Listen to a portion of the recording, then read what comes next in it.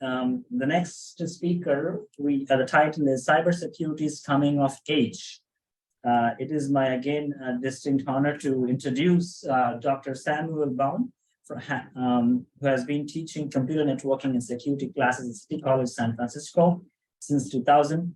He has given talks and hands-on trainings at DEF CON, Black Hat, RSA, and many other conferences and colleges.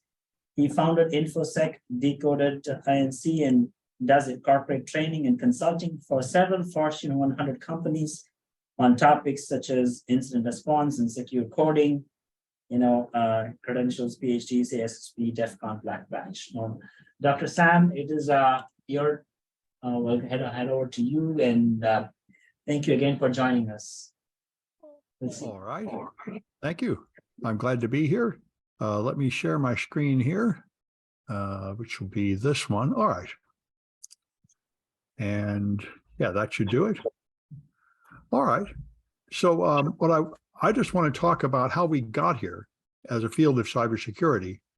We moved from an age of innocence into the modern world, which has gotten pretty complicated, but I think it makes us comparable to other disciplines. So you've already talked about me. There's my website and my Twitter, if anybody wants to reach me. And so if you take the early days, before 2002, Microsoft had an official recommendation for network security back in the days when computers looked like that and telephones looked like that, and everybody worked in an office. You didn't have a personal home device, probably. You had, and even if you did not use it at work because they weren't portable. So you had hardwired connections in the office, and therefore all you needed to have, supposedly, was one gateway to the internet. And you'd have a firewall on that device, and that would be enough to create a trusted network on the inside of company machines wired up with wired connections, and you would trust that firewall to protect you from the internet. So you had antivirus running on those machines, perhaps, but no firewall. And most companies in that time did not feel like they would be hacked. They felt like hacking attacks were rare, and there wasn't very much to worry about. But by 2002, it became clear that there was a problem. And by the way, at this time, if you did forensics, forensics focused on crime and police work, and the forensics consisted of turning off the power on a computer and then imaging a hard drive only, because the point was you needed to get proof of who had done something illegal on a computer. So you needed to get files with an owner and a timestamp to tell you who had been using them when. And data from RAM does not have any of that. So this also led to another curious process, only true of computer forensics. You could get a write blocker and image the hard drive and get a perfect copy of the hard drive. And you could do it again, and you would get exactly the same results down to the last bit. So you could attach an MD5 hash to it and make copies of it. And so this started the tradition in computer forensics that everybody had to work from these perfect hard disk images, and that anything else was not reliable. And that it was another aspect of strange idealism and simplicity in thinking of computer data, because no other field of forensics is like that. If you examine blood spatters or a crime scene or a body, you do not get any perfect evidence. You modify the evidence while investigating it, so you cannot repeat it, and so on. Only computer forensics had this strange situation where you have a perfectly measurable, perfectly repeatable process. So from 2002 up to 2009, things happened to greatly impair this concept of having a network perimeter and a trusted network. People started using cloud services. So when you would ask someone in this time, how many copies are there of your company data and where are they? In the old days, you would know they were on the company server or the company workstations, but now they might be in a Dropbox, in somebody's Gmail, or any other cloud service, and they might be in their portable devices. Company data would be on your iPhone, on USB sticks, on your netbooks and other portable machines. So this means you're not really controlling your company data. It's not all inside that firewall. And even worse, people are bringing those portable devices into the interior from outside the firewall and possibly bringing in malware or making unauthorized copies of things. So the concept of having a perimeter and having a trusted zone inside it and untrusted data outside it was pretty much a fiction at this point. And so Microsoft's recommendation at this time changed to saying you should run a host-based firewall on every endpoint, in addition to an enterprise firewall protecting the network. And you should have network segmentation so that you don't have a flat network where every computer is on the same network as every other. You divide your network into segments of different security zones, like a financial zone that's heavily protected and another zone that's less heavily protected, and have traffic control between the zones so that if some kind of malware or attacker gets in the network, there are barriers to stop them from spreading too far. And the gateways used at this time were the things we now call unified threat management. It was getting more complicated. Your gateway will block spam and malware and DDoS attacks and more. So forensics at this time was still focused on crime and police work. And this is part of the FBI's Innocent Image project that's been going on for decades, focusing primarily on child pornography. And once again, it suffers from the problem that data in RAM is considered useless because you have no timestamps and owner information. So if you find something in RAM, you cannot probably take that to court and get a conviction from it. And that's what forensics tended to focus on. But in 2010, everything changed because of Operation Aurora. This was China's attack on Google. Now, China had been attacking American companies since 2004, but it had been kept a secret. It was well known in the industry, but nobody wanted to admit it publicly because that would cause your stock price to fall. And everyone wanted to maintain the illusion that companies were safe when there were serious concerns that they weren't. But when Google had expanded to China and then got hacked by China, the CEOs of Google took this very personally, and they chose to publicly expose this early in 2010. And they explained what happened to them. And after publicly admitting that China had been hacked them right through all those defenses, then Mandiant came in and wrote the first public report launching the age of the advanced persistent threat.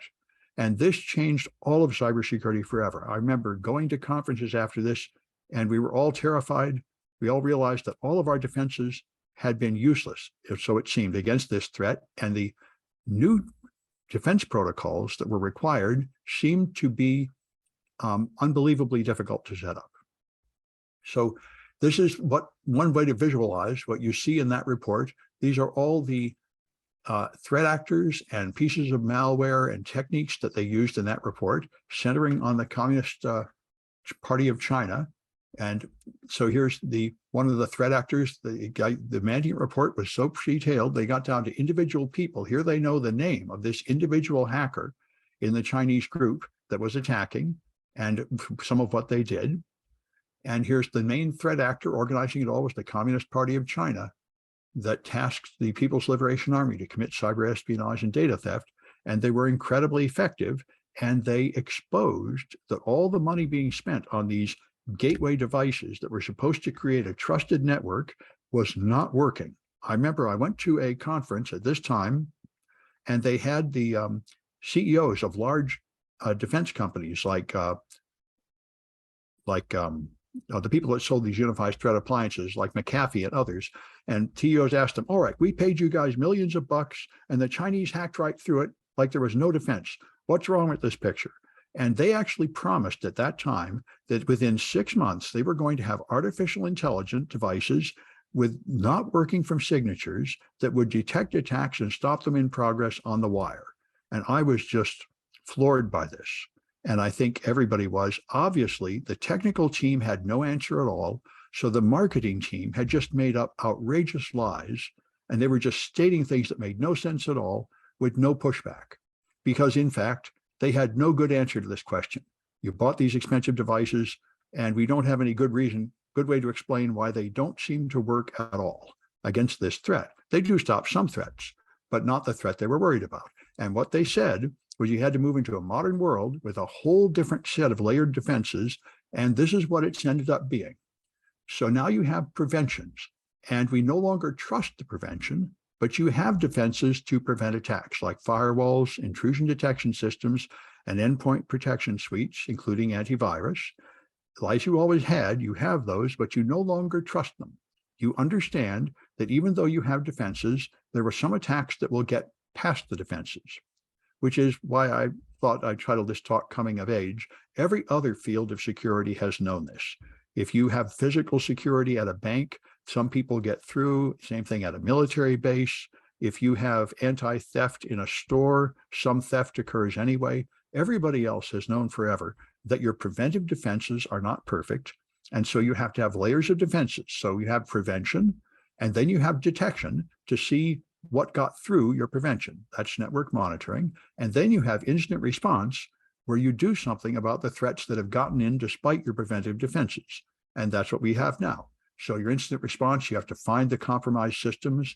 You have to do an investigation to find out how big the infection is and find the root cause and stop the threat from growing. And then after you've analyzed it thoroughly, then you have a single eradication event. This is the Mandiant technique.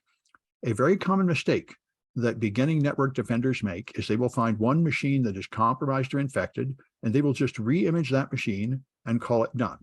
And this usually just makes everything worse. This is like finding one roach in your house and stepping on it and saying that solved the problem. If you detect one compromised machine, that's probably not the only machine or even the first machine. There's probably other infected machines in a chain of them, and you have to find them all and fix them all, or all you're going to do is alert the attacker that you have discovered something, and they will dig in deeper. So you research it, and then you plan a single eradication event where you will remove all the remote control agents that the attacker has and patch all the weaknesses the attacker used to get in. So if this works, the attacker will suddenly lose all control and suddenly have no way to get back in. Now, unfortunately, that is very difficult to do, and very often you fail. You perform your eradication event, and you did not really find all the infected machines, all the malware, or all the weaknesses, so you have to monitor for residual threats and perhaps have future eradication events. But then, after you've done this, then you restore your systems back to normal use. This is the modern world, and we no longer can pretend that we ever have a network that is completely clean or completely trustworthy. Instead, we have controls and response and monitoring, but your network is never trusted very much and it's never clean very much. Just like if you ask someone, how do you know that all your employees are loyal and none of them are selling your secrets or breaking the rules or stealing things? You don't really know that none of that is happening. In fact, you can be guaranteed that some of that is probably always happening in any enterprise at scale, and you just have controls to limit the amount of it down to a tolerable level.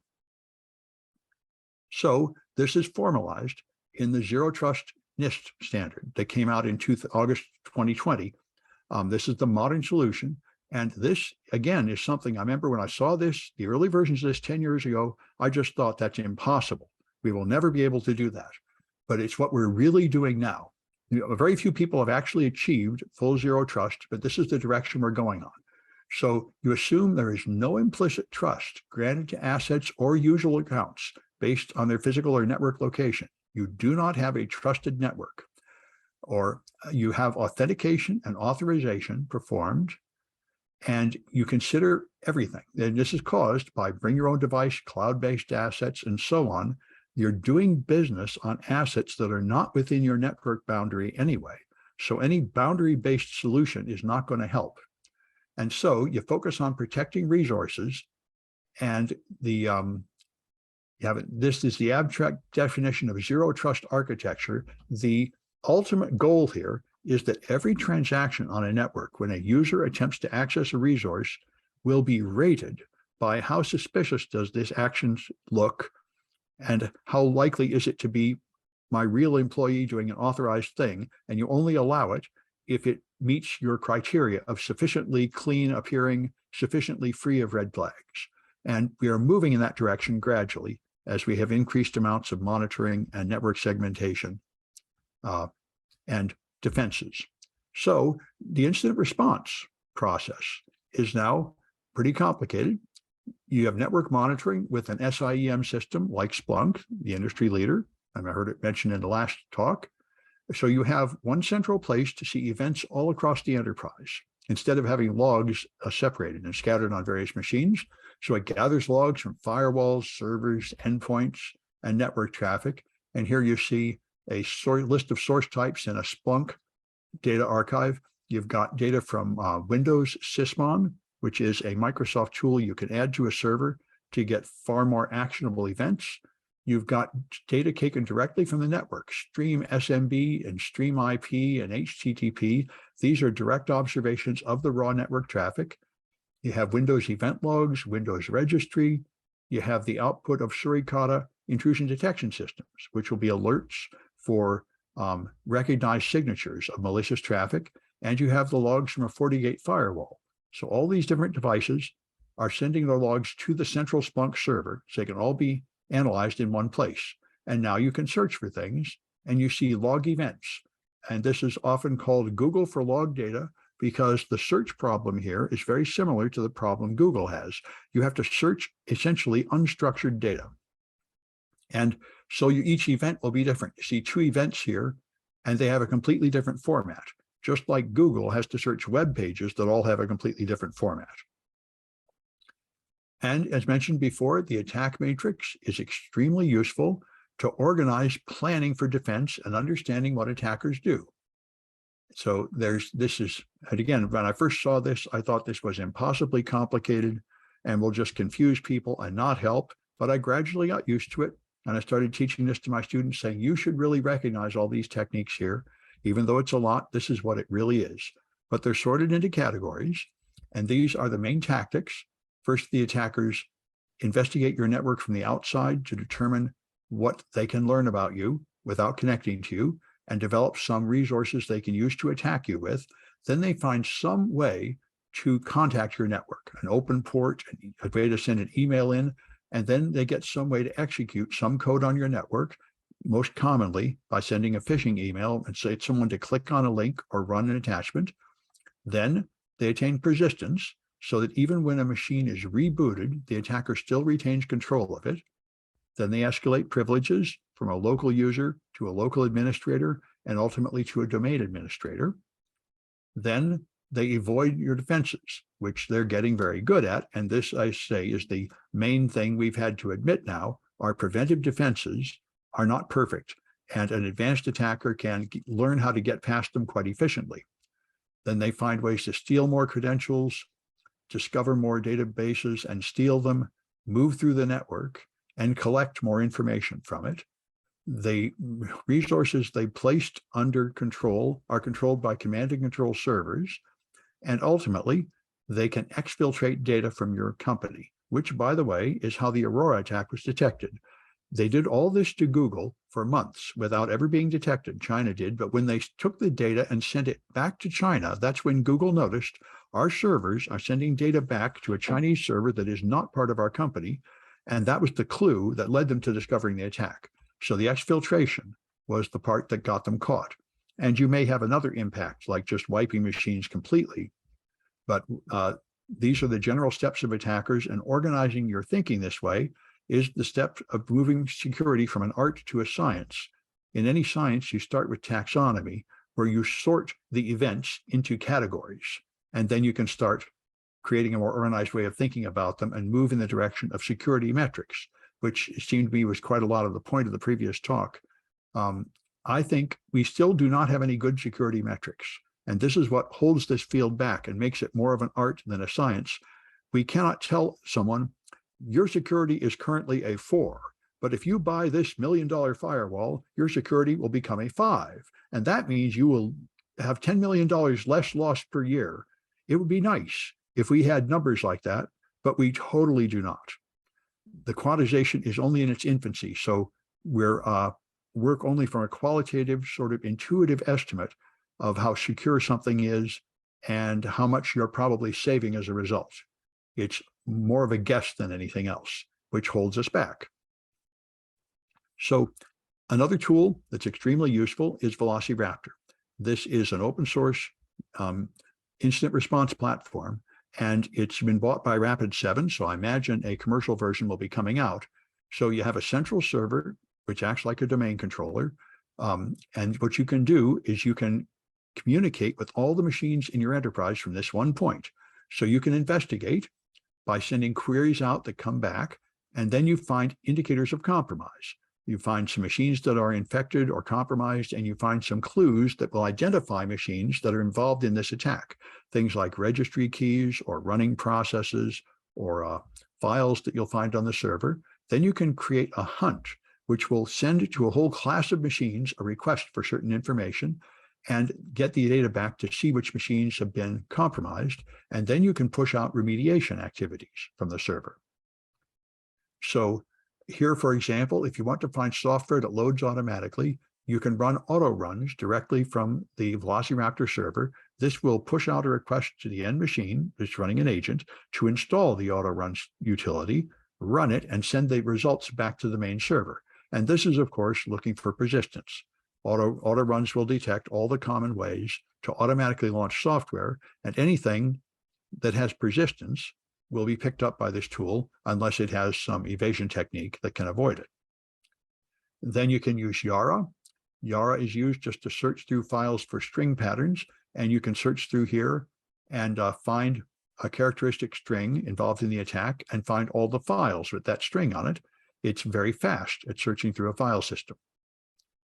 You can gather live network traffic from the endpoints with the packet capture tools, so you can catch the traffic going to command and control servers or other traffic involved in the attack. And you can make a hunt. You can configure several requests and call it a hunt, and then specify what machines it runs on. And all these requests will be sent to the endpoint. The endpoint will then run these collectors and send it back to the main server. And this is all designed to avoid being inefficient and slowing anything down. So the requests are asynchronous. The request to gather data is sent to the endpoint like an email. The server is not waiting for a response. The server sends a request and then goes on to other things, and the responses come in asynchronously later. The endpoints are limited in how much resource they will spend collecting this, and they send back what they can, and so the server can move forward. It's very well designed, so even a very simple server can handle a lot of endpoints, and it's very likely to not burden any of the servers too much in this process, which is very important.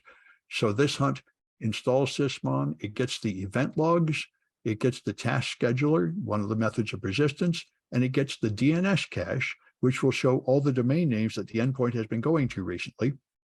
And these are all common indicators of compromise. A malicious domain name it's going to, or something you can find in the event log.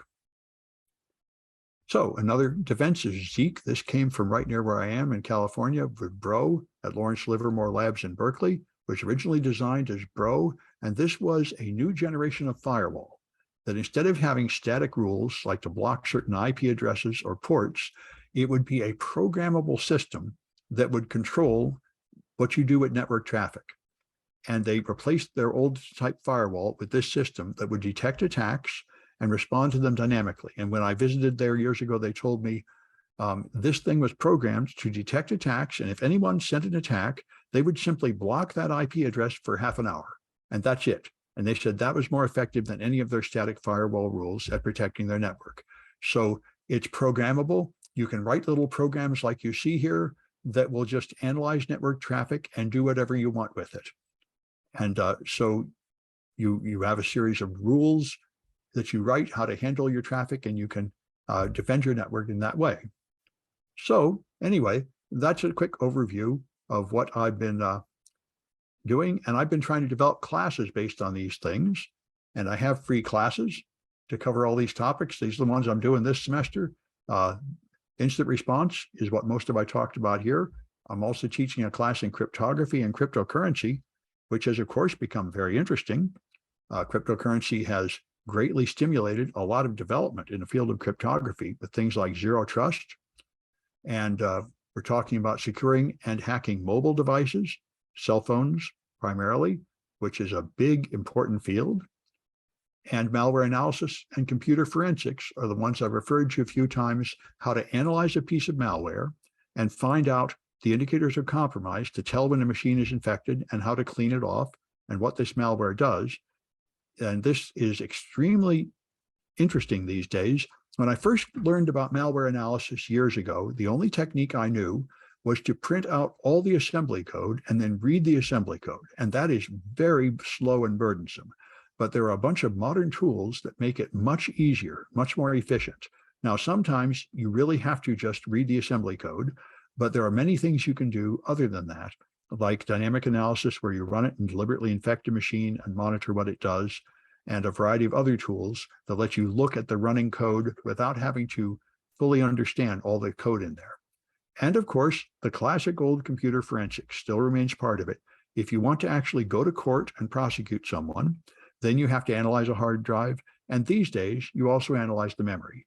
The memory doesn't have timestamps and it doesn't have owners, so it doesn't give you the kind of proof to convict an individual person that you would find on a hard drive, but it's very important in the field of instant response, where you're not necessarily that interested in prosecuting someone. Instead, you want to find out what happened. And almost all the evidence you need for that is in memory, not on the hard disk. It will be running network connections, running processes, and you want to see what machine is involved, what other machines are involved, and what they're doing. And you don't really need to know who's doing it or exactly where it started, not right away. And so I just put it up here in case anybody wants to take any of these free classes. They're all free and available online for anyone. I'm going to do network security monitoring with SPLUNK and pen testing, ethical hacking, CISSP, and exploit development, which I also want to say a few things about. This is when I really got into binary analysis. Before I did malware analysis, I did exploit development because I went through the usual development of a security researcher. In my experience, most people start on the red team because it's really exciting at first to do hacks. You take over the machine, you penetrate the defenses. It's like a magic trick. And that was fascinating. So that's what I did for several years. And the hardest way is to develop a new exploit, to exploit a vulnerability. And I learned how to do that, to exploit buffer overflows and format string vulnerabilities and other memory corruption exploits. And that taught me a lot more than I had known previously about how memory is used and how code is used. And so this is what's going on inside most of your security products. And that's a big class. In fact, what happened is I had a person take this class who had been a Google developer. They came out here and took my exploit development class and said, I never thought of doing these attacks. And that person went and became the discoverer of the new iPhone jailbreak, checkmate. And I didn't teach this person enough to do that. I just got them started, which is true. All my classes are very basic. I only cover the fundamentals, but I have students who jump in, and once you give them the fundamentals, they charge ahead and go far beyond. So after I taught this student at the beginning, the student went and spent $5,000 and bought a copy of IDA Pro and went through the latest iPhone patch and reverse engineered it and figured out how to exploit the bootloader on the iPhone. So I was very impressed by that, of course.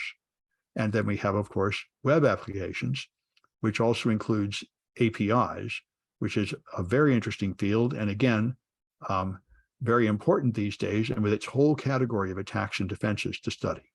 So anybody that wants to know more, you can take any of those classes. And I also have workshops that I present on these topics at conferences and such. And all these things are basically just SANS classes for poor people. You know, they're covering the same sort of topics you might get at SANS, but they're available for free. So that's what I wanted to show you, and I'm happy to answer any questions that anybody may have. Thank you, Dr. Sam, for a very nice insight and for a great presentation, by the way. I think it's so nice to see that you made these courses available for free. And I personally watched some of your videos, so powerful, so simple, and so there is no doubt that how we can see that how it's actually benefiting, creating awareness of students across the world and looking at cybersecurity.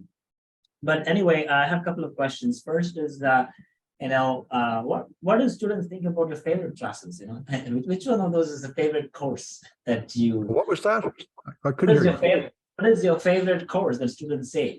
You have. Oh, you mean programming language?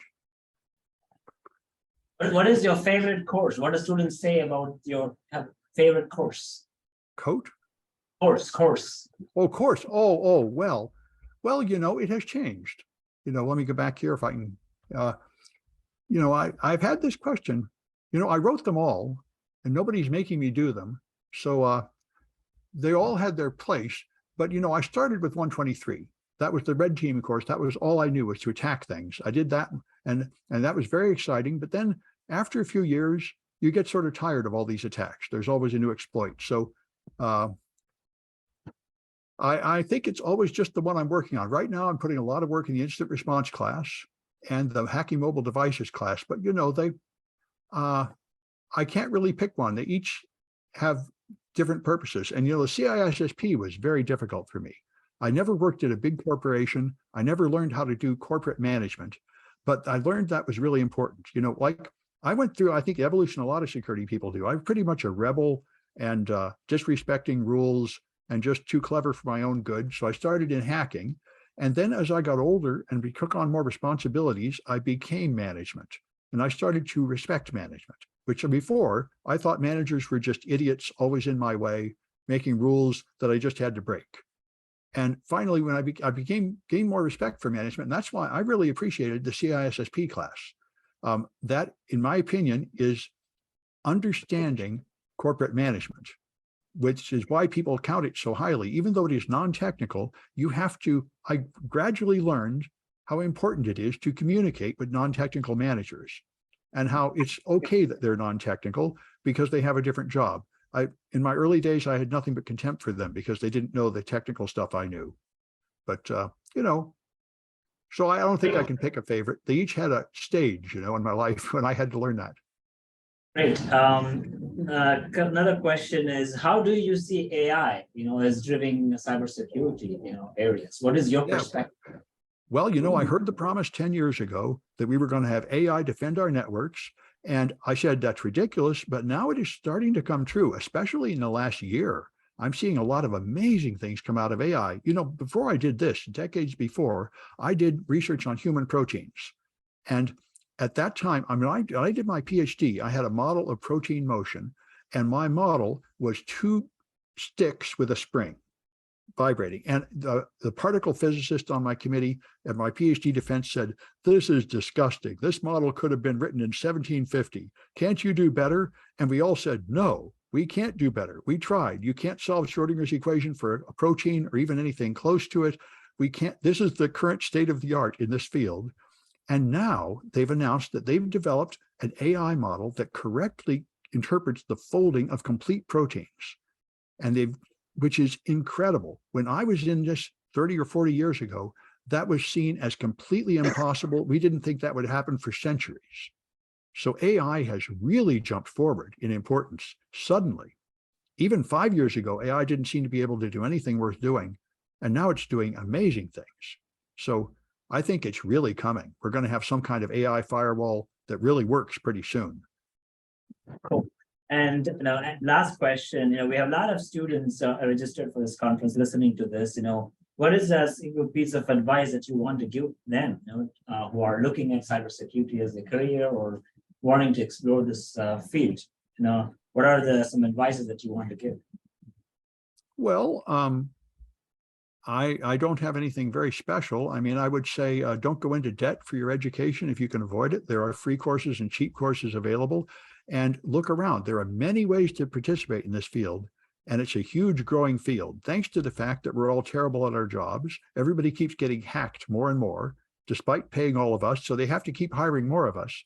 So there's a huge demand for cybersecurity professionals. And I would say find a place to get involved, especially there are people who are afraid they have to be very technical, and you don't. There's management, there's policy, there's human resources, communications, there's finance, there's all kinds of parts of this field that are necessary that are not technical. But for the highly technical people, you can jump into exploit development, malware analysis, designing hardware devices, and so on. I'd say just find some way to get started. But the thing about this field is it's going to be a lot of work, and you have to love it. It has to be a hobby as well. You have to constantly read about it, learn on the side. You have to have some kind of home project or home network almost always. So it's not a 9-to-5 job, although if you want a 9-to-5 job because you have something like a family life and you have to spend time on that, then you can do that by moving over into compliance and finance. And I've had visiting speakers say this, if you want a job that's not so demanding, they need you over in auditing and finance. People don't like those jobs because they're kind of boring compared to frontline pen testing, but they're regular. They go from 9 to 5 and then you can go home. And they have trouble attracting high quality technical talent over there. So that's an option. But there's no one path, quite the opposite. There's 100 things to do and there's room for everybody. Thank you, Dr. Sam. Again, it's so enlightening to listen to your insight. Thank you for your time. Okay. And we will be sending a flag for your contribution as a speaker for this conference. So send us your mailing address so we can be able to share that or mail it to you. Okay, thank you. Thank you.